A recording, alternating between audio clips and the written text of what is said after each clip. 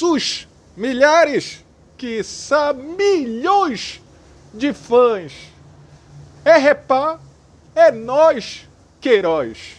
106 anos do clássico mais jogado e mais espetacular das galáxias. Nós não íamos ficar de fora e vamos fazer um conteúdo de garbo e elegância para a nação queirozense. Vamos falar dos jogadores que passaram por Remo e Paysandu. Sim, jogadores que chegaram e envergaram o manto azul marinho do Leão. Mas temporadas passaram, temporada passou e de repente apareceram com o azul claro do Papão da Curuzu. Quer saber quem são esses caras? Quem fez a travessia? Então eu já te peço, vem com nós, Queiroz. Nação queirozense, direto do estúdio panorâmico do É Nós Queiroz Incorporated, nós vamos falar dos 106 anos do clássico mais jogado do universo. O clássico que tem a maior rivalidade do Brasil, do mundo e interplanetária. Vamos fazer alguns conteúdos, esse é um deles. Eu achei uma brilhante ideia falar dos jogadores que atravessaram Almirante Barroso. Se você também achou, já deixa o seu comentário aqui, diz que foi legal. Se você não gostou, deixa aí também. Tá chegando agora, te inscreve no canal, dá o teu joia, é importante para o canal aparecer para mais gente, a nação queirozense aumentar cada vez mais. Pois é, dentro dessa rivalidade secular, muitas coisas acontecem. Dentre elas, jogadores que estão de um lado e de repente estão de outro. Na década de 80, na década de 90, isso era muito comum. O que eu fiz? Escolhi alguns nomes, não tão aleatórios, mas alguns nomes. Já peço também que se eu deixei algum nome importante de fora, deixa no teu comentário também. O clássico Rei da Amazônia foi considerado pelo Esporte Interativo o maior clássico do Brasil. O que isso tem de tão importante? Uma coisa muito legal de ver é um clássico do norte do país, que hoje está, vivendo a terceira divisão, ganhar numa eleição digital para o Brasil todo. Isso demonstra o engajamento, a paixão do torcedor paraense. Vamos começar a nossa seleção. Seleção dos que atravessaram o Almirante Barroso. Você não é de Belém? Procure um amigo aí que você vai entender. Remo e Paysandu são a segunda maior rivalidade que tem o menor espaço entre os estádios do Bainão, do Clube do Remo, e da Curuzu, do Paysandu. Então a frase atravessou Almirante Barroso é a rua que separa os dois estádios. É isso mesmo, é nós Queiroz, também é cultura. Vamos lá, goleiros. Goleiros importantes passaram por Remo e Paysandu. Luiz Carlos, eu vou tentar botar aqui, tá, gente? Se eu achar a foto do cara, vai estar aparecendo aí. Luiz Carlos, um goleiro alto, forte, jogou no Paysandu, foi campeão brasileiro no primeiro título do Paysandu, em seguida veio fazer carreira no Remo. Foi um bom goleiro, um goleiro que conquistou o primeiro título brasileiro pelo Bicola e depois fez uma boa carreira também pelo Remo. Tivemos também um grande, icônico, folclórico, Claudecir Graúna, que foi muito bem pelo Remo, depois foi para o Paysandu e não foi tão bem. Robson Gago, goleiro que veio do Santos, veio para o Remo, depois Paysandu, para vocês verem o quanto isso era comum. Na lateral direita, nós tivemos um problema. Eu só lembrei do Marcelo Paraíba, um grande lateral que veio para o Remo, jogou anos no Remo, foi campeão estadual 4 vezes, depois saiu, voltou para o Remo, saiu de novo e foi campeão também com o Paysandu, se eu não me engano, em 98. Marcelo Paraíba, se tiver mais um lateral direito, eu peço para que tu deixes aqui, comente, para que eu aprenda com a nação. Na zaga a gente teve muitos casos, eu vou citar apenas 3. O grande escolhido como um dos zagueiros do time do século, de todos os tempos do Remo, Belterra, também foi grande no rival, no Paysandu. Sérgio Gazella, vocês se não conhecem, também deve estar aparecendo aqui. E Augusto. Augusto foi um jogador que teve uma carreira vitoriosa no Paysandu e também teve uma grande carreira no Remo. Na lateral esquerda, eu citei dois. O primeiro deles é um jogador da década de 80, início de 90. Pedrinho, talvez um dos maiores laterais esquerdos que passaram por aqui. Teve uma longa carreira nos dois times, começou no Remo, foi muito bem, mas depois passou para o outro lado da avenida, fez a travessia e foi também campeão brasileiro pelo Paysandu em 91. E mais recente, não tão recente, Luiz Fernando. Também chegou na macia, na moral, para o Remo, fez uma boa campanha, foi um bom lateral no Remo, mas foi ter as suas grandes conquistas nos chamados anos de ouro do Paysandu. Campeão brasileiro, Copa dos Campeões, por sinal, fez o gol do último pênalti que deu o título de campeão dos campeões para o Papão. Então, a zaga está feita. Vamos para o meio de campo. E aí, galera, no meio de campo, óbvio que eu estou olhando aqui, né, a minha colinha.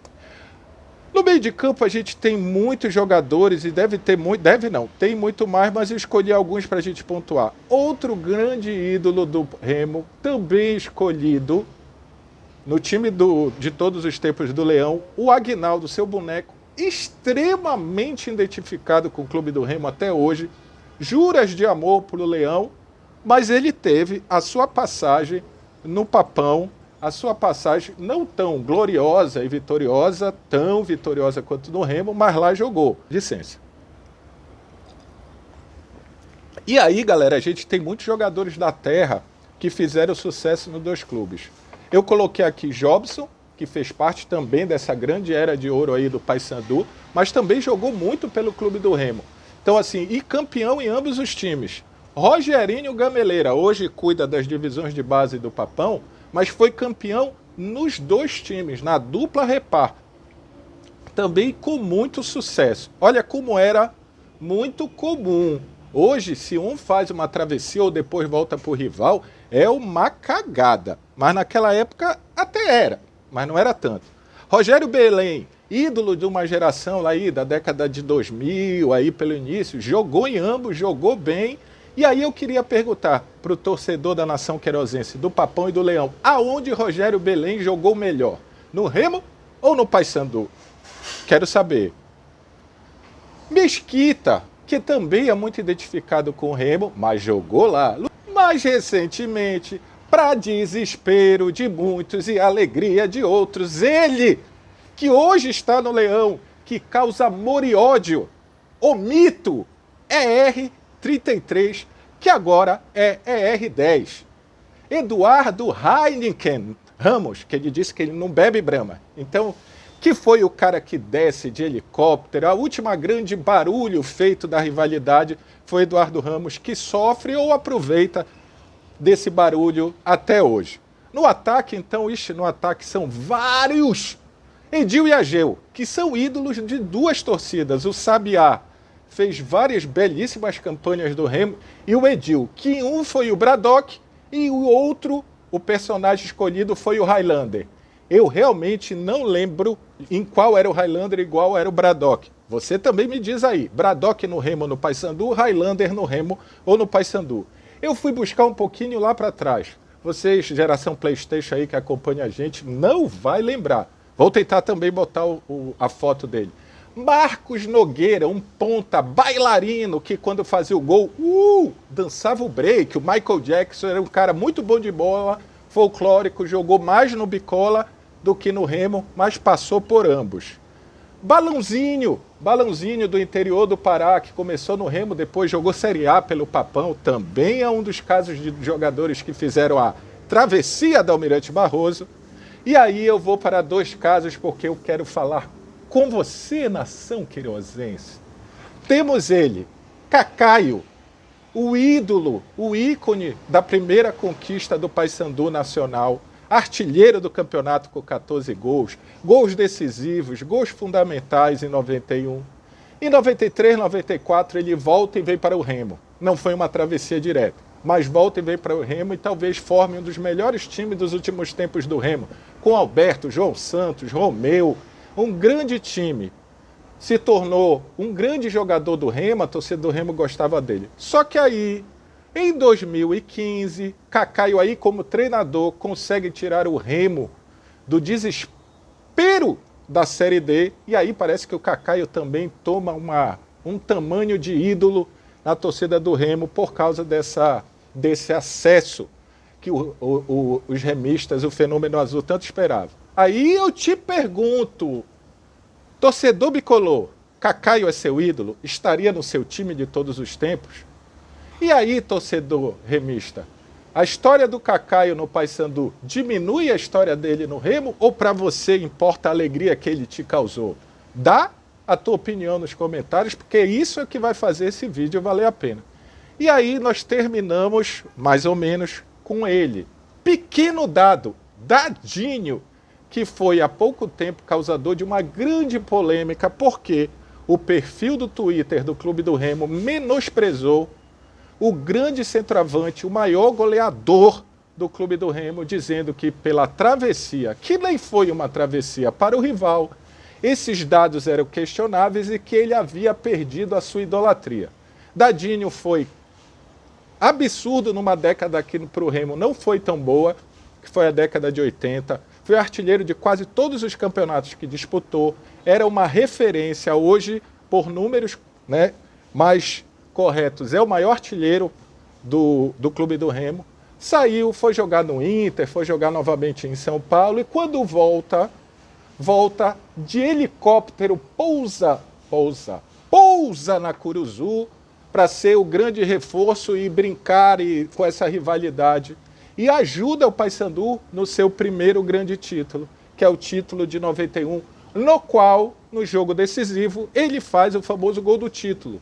Sendo que ele nem foi tão decisivo durante a campanha, mas o gol do título está lá.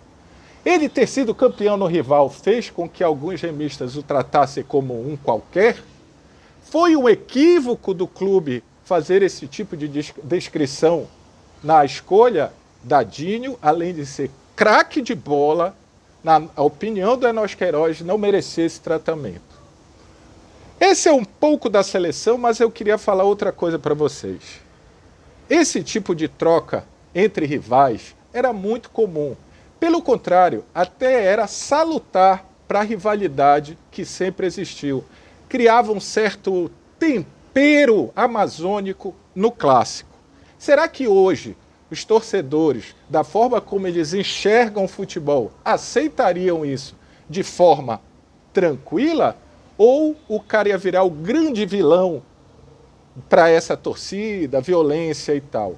Nem vão entrar no mérito de reforços que viriam para um clube e foram buscados na estrada ou no aeroporto e foram para outro, vide os Hélios Carioca, né? E Maranhense, os Hélios Carioca e Maranhense que foram buscados pelo Israel Vasconcelos, enfim. Primeiro, eu queria dizer que é uma honra ter um clássico Repá com 106 anos para a gente falar, para a gente contar a história. São dois clubes fantásticos, de uma rivalidade conhecida no Brasil todo, e eu acho que o torcedor paraense aproveite o seu clássico, curta, tá? Celebre o clássico, porque Remo, Paysandu e a marca Repá são fundamentais e levam o nosso estado para os píncaros da glória. Os times estão nos píncaros da glória? Não estão. A torcida é de glória? Totalmente. Uma até é filha da glória e do triunfo, e a outra é a fiel. Então, assim, para terminar esse videozinho aqui, porque eu já falei para caramba, só um segundo. Saúde, Repá.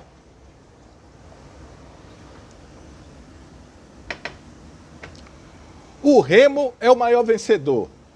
O Paysandu, numa das estatísticas, fez mais gol.